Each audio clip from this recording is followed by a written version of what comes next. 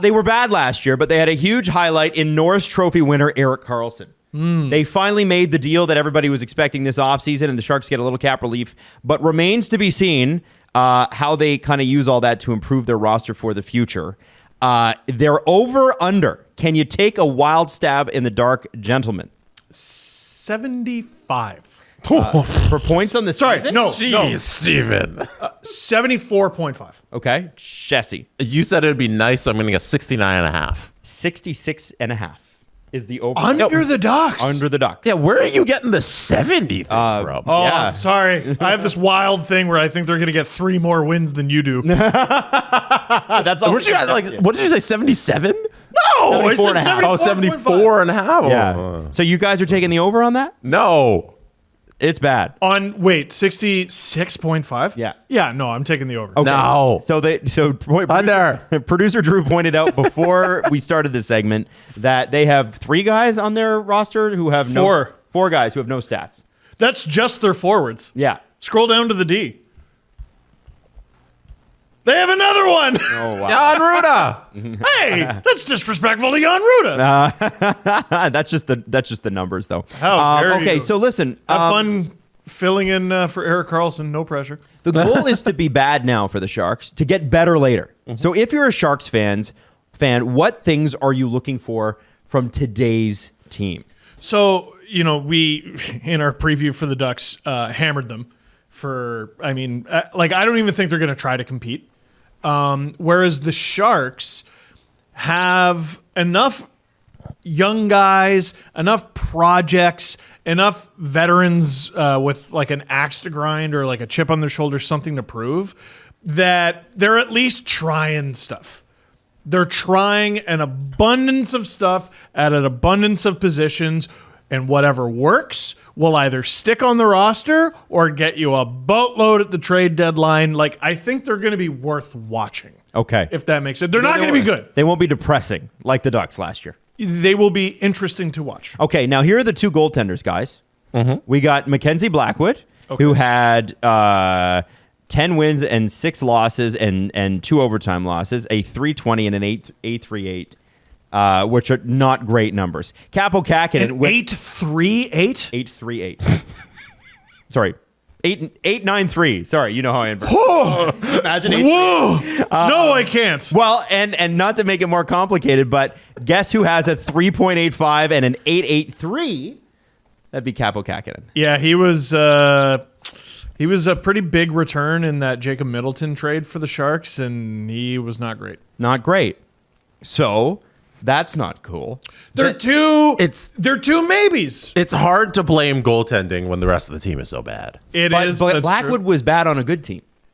And previously you mean in good New Jersey? Yeah, on a bad team. Yeah, he was a New Jersey. No, Devil. he had a couple good years in New Jersey where it was like a 9.15-ish. They're both maybes. No, but Yeah. I'm just talking last year. Like, it's what have you done for me lately? Oh, At right, 915, the last time he was over a 900 save percentage was 2020, 2021.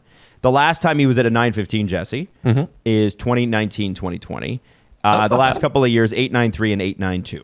Now, last year, the Devils were actually good, so. Mackenzie Blackwood, though, 26 years old. Like, he's been around for so long since that 2018 season. It seems like he's a little older than that. There's still time for Blackwood to figure this out. And on a rebuilding Sharks team, like, I could see him finding his groove again. They're both maybes. Yeah. He might find his groove.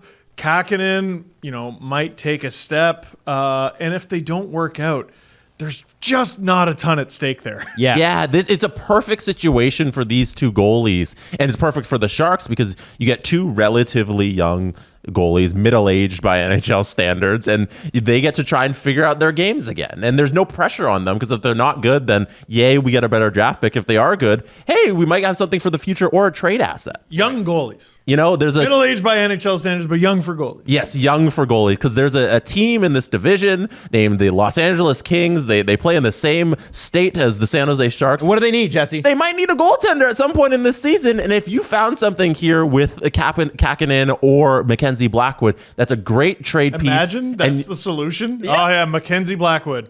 it might work It was out. Phoenix Wow. Copley last year. Yeah. Good point. And like if you get some draft assets for one of these goalies, then that's a success on the season for the Sharks. Great. Now, Logan Couture is possibly not at full health to start the year. Thomas Hertl has his mega extension kicking in.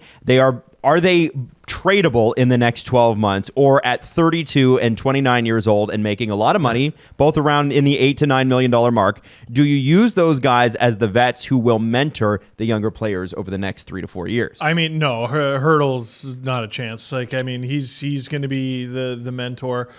Couture, there's a chance. I don't think it's a very good one. Not now. Yeah, probably not now. You probably have him as a mentor now.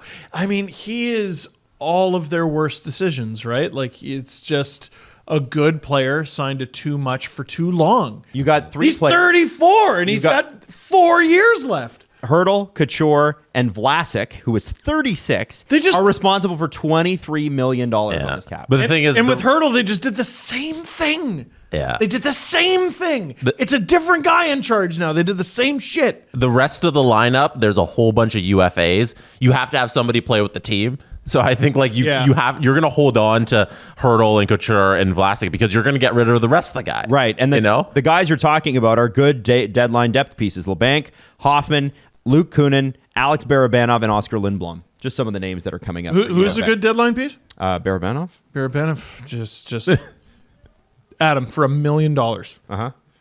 Who did the Leafs get for Alexander Barabanov? I don't have I'm not going to make $1 million today. Jesse? I was looking it up. I have no idea. And anyone watching? Ansi Suomela. Cool. There it is. See, this is why. Listen, But he did right by the player, though. Stop doing right by the player. Stop it. Just stop. Okay, so listen, it's not great, but there is a potentially great storyline for the San Jose Sharks this year. They had one last year with Erik Karlsson, obviously. This year, to me, it's Filip Zadina, who is one of the more interesting NHL storylines of the year. He walked away from $4 million guaranteed from the Wings over the next 2 years to sign a much smaller deal with a lot more opportunity upside in San Jose. What does he need to do to not only find his next contract, but make good on his 5th overall draft position? This guy was supposed to be a top 6 guy. Yeah. Okay, 6. He was top 6. He was 6th. Now, there you go. How does he get there? What does he actually need to do? Because it didn't work out at all in Detroit. I mean, he's got to score like a player worth caring about. You know what I mean? And he couldn't pull that off in Detroit, that's not necessarily an insult to the Red Wings, but like they've needed a player like him to work out. And he didn't work out there. They tried to put him in a position to succeed, but now it's him versus the world. Right?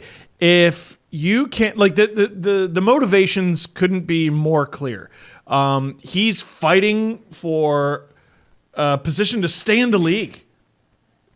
He's fighting for finances. Yeah. If this doesn't work out for him, he just lit hundreds of thousands of dollars on fire. Millions. He made some of it back with the Sharks, but not all. Well, he's making $1.1 million this year. Yeah. He walked away from 4. So $1 million. Yeah, long term. You're right. So he lit millions of dollars on fire. If this doesn't work out, I'm not sure how many more players in the league should be more motivated than Filip Zadina this season. There's really there are some cool younger guys like William Eklund is going to be really fun to watch. Hey, that's the one I wanted to talk about. Yeah, what do you want to talk about? He could be like a sneaky Calder pick. Yeah, maybe because Daily Faceoff didn't have him in the lineup there on the line combinations, but Eklund I think should make this team. It's about time. He's a 2021 draft pick. He was 7th overall, and there's a lot of promise there for Eklund, and that's somebody who's going to be a part of the future of the San Jose Sharks, because we talked about other rebuilding teams. You build that core of the future, and you got to have those guys now, so in 5 years when we're ready to compete, hopefully less, they're around. And William Eklund could be that guy, and sneaky Calder pick if you want an outside shot. I had to check and make sure he was still eligible. He is. Yes, yeah. He's only played 17 games. Yeah. Yes. Yeah, He's 20 years old. Yeah, it's finally time for him to graduate to the NHL. Like, we've had enough of your development curve here, Mr. William. get into the NHL. He here and signed do with the some right damage. team because they do have some offensive punch up front, assuming Couture is healthy. So they're not like if you go to the Ducks, man, like there's nobody's going to score there. They should right? score some power play They should goals. They should score some goals. Zadina should get his opportunities. Duclair can score. Hoffman can score. 5-on-5. Are they going to be great at that? No, probably not. Yeah, and if you're wondering why people are kind of hyped on Eklund, last year in the AHL for the Barracuda, 41 points in 54 games. There you go. And you know me, I'm very high on Swedish people named William. That is true. All right. With that said, gentlemen, where do you have him in the division? We'll start with Steve. I came in here thinking for sure 8th. And then we talked about how bad the Ducks were. Like the Sharks they're going to be watchable. There's going to be a lot of motivated players on the team. That said, they just don't have a ton of talent. So I'm going to put them 7th. Jesse. I got 7th. I also have 7th. Hard to see them anywhere else.